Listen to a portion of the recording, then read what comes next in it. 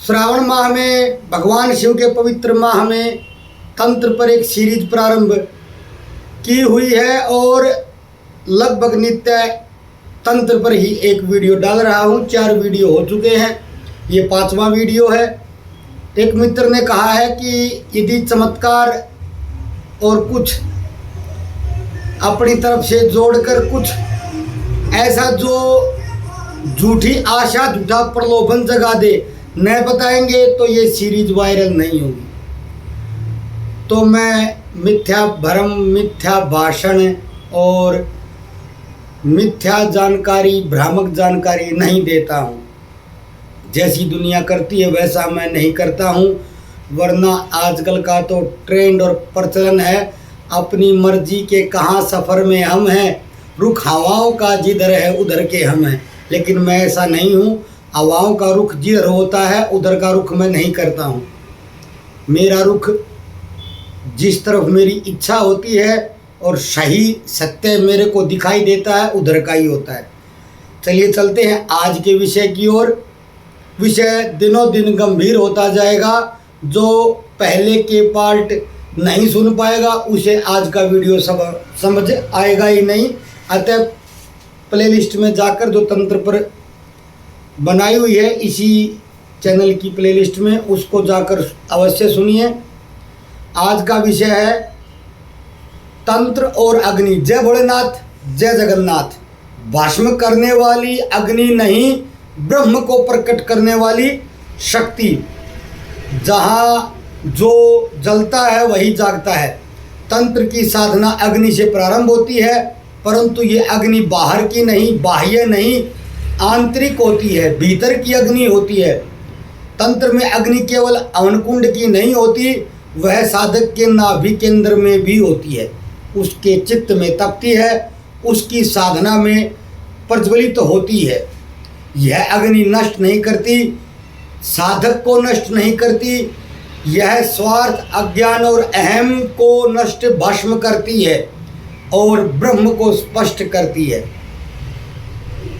अग्नि तंत्र का हृदय क्यों है? क्योंकि अग्नि ही वह तत्व है जो ऊर्ध्वगामी है, सदैव ऊपर की ओर चढ़ती है, चलती है और ऊर्जा भी ऊपर की ओर ही जाती है।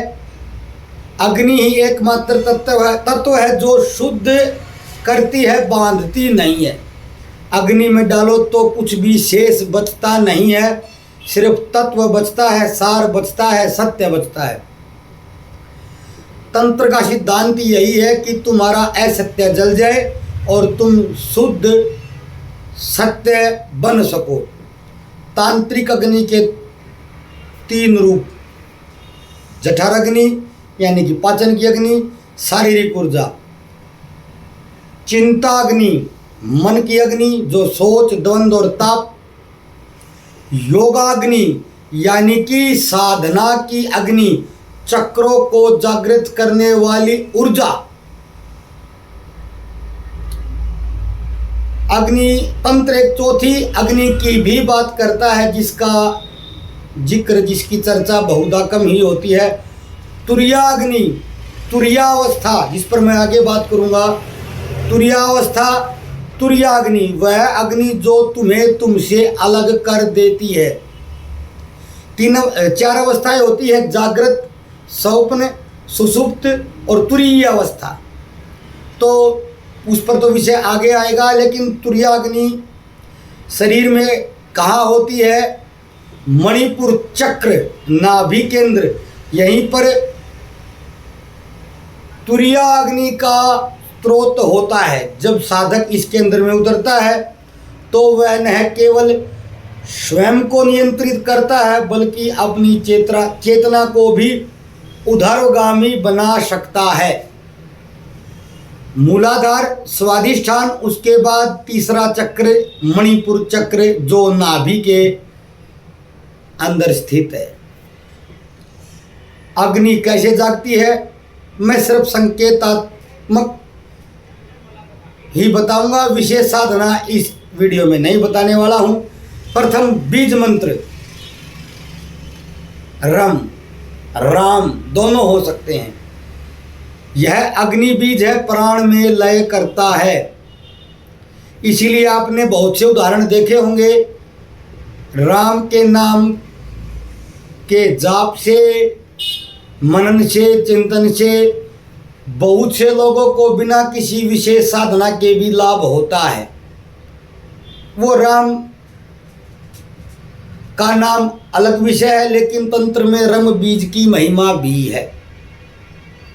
उसी का वर्णन किया है। बीज मंत्र रम, यह अग्नि बीज है, प्राण में लय करता है। दूसरा साधन है श्वास की गति, तेज नहीं लयबद्ध, नाभि से उठती हुई, न कि फेफड़े से। यहाँ पर तानदेन बिंदु होता है जिसका जिक्र हम आगे करेंगे, लेकिन नाभि से, तानदेन के ऊपर ओशो रजनीश ने भी बहुत बार बोला है और कहीं टुकड़े टुकड़े में भी है।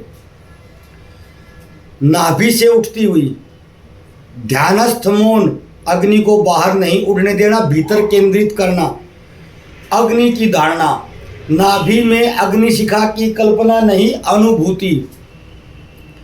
यह अग्नि दिखाई नहीं देती, यह केवल उसी को भस्म करती है जो स्वयं को पकड़कर बैठे।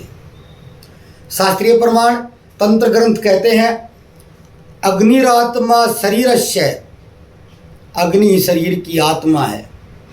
जिसने उसे जीत लिया वही साधक है, वही योगी है, वही सिद्ध पुरुष है, वही स्थित प्रज्ञ है। अग्निरात्मा शरीरस्य तम विजितयेव योग्यता। जिसने शरीर की अग्नि को जीत लिया वही विजेता है, वही साधक है। विज्ञान भैरव तंत्र कहता है, यदि साधक अग्नि की ज्वाला के समान ध्यान करे तो देह की समृद्धि समाप्त हो जाती है।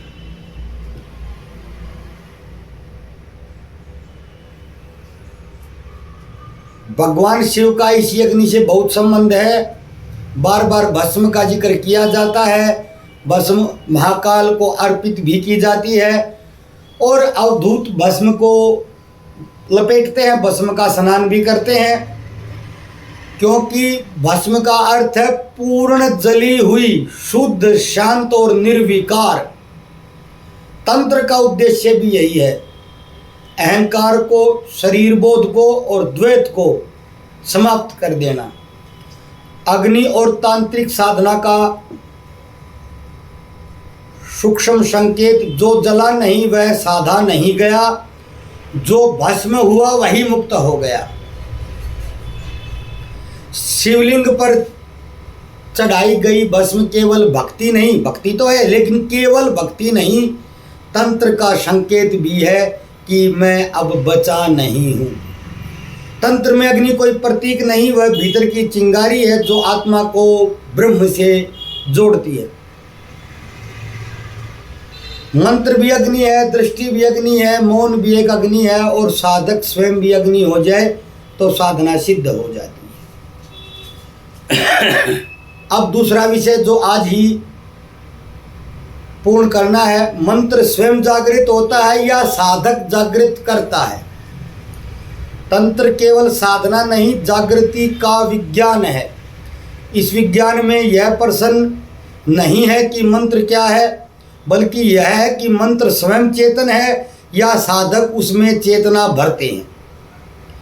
मंत्र ध्वनि नहीं, चेतना की सत्ता है। मंत्र केवल ध्वनि नहीं, वह ब्रह्म की आवृत्ति है जो शब्द रूप लेती है।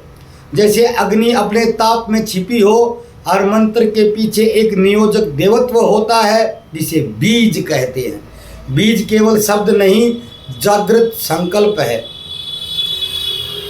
साधक मंत्र को जागृत नहीं करता, बल्कि स्वयं को मंत्र के स्तर पर लेकर जाता है। पुनः सुनिए, साधक मंत्र को जागृत नहीं करता, मंत्र स्वयं जागृत होते हैं, स्वयं को मंत्र के स्तर पर लेकर जाता है। यह एक प्रकार का मंत्रोदय और एक प्रकार का आत्मोदय होता है। मंत्र जागृत है ही, लेकिन साधक सुप्त है। जब साधक का मन एकाग्र, शुद्ध और श्रद्धा से पूर्ण होता है तो वह मंत्र की मूल तरंग से प्रतिध्वनित होता जाता है। मंत्र साधना में 3 अवस्थाएं होती हैं। प्रारंभिक जप जिसमें शब्द और अर्थ का अभ्यास, दूसरी अंतर्मन जप, शब्द भीतर ही उतरने लगता है, तीसरी होती सिद्ध अवस्था, शब्द लुप्त केवल चेतना शेष रहती है। यहाँ पर मंत्र का स्वर गायब हो जाता, केवल अनुभव शेष रहता है। मंत्र तब जपा नहीं जाता, घटित होने लगता है। तंत्र कहता है मंत्र ने तो जागृत किया जाता है, न ही दिया जाता, वह केवल खोला जाता है। जैसे सीप में मोती, जैसे शरीर में प्राण। मंत्र के भीतर देवता सुसुप्त अवस्था में नहीं, प्रतीक्षा में होते हैं। साधक का ध्यान, उसकी निष्ठा, उसका मौन अनुग्रह, उसकी मौन प्रार्थना ही उस ताले की चाबी है। निष्कर्ष है कि मंत्र कौन है?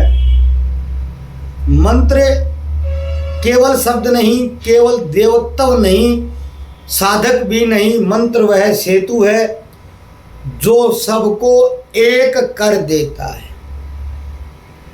जब साधक, मंत्र और देवता तीनों एक हो जाए तब मंत्र स्वयं